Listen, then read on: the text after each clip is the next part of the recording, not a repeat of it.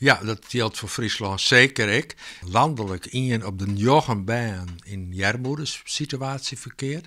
Maar voor Friesland en zeker voor Ljouwert en omstreek, de grotere plakken, is het in op 6. Dus dan maar denken dat er 6 baan mooi op een ritje staan en één daarvan verkeerd in een Jermoeder situatie.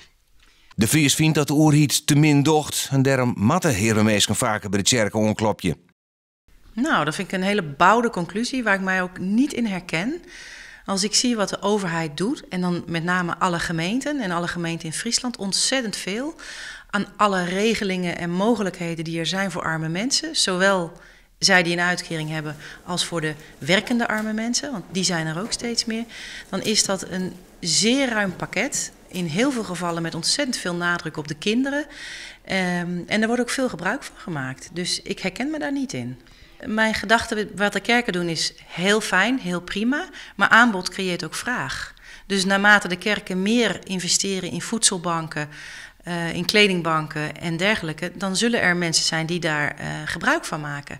Nevens de Fries laat dat hier los. Door iets zojuist de uitkerings en het minimumleen verheeg je matten. En hij had ik een oplossing.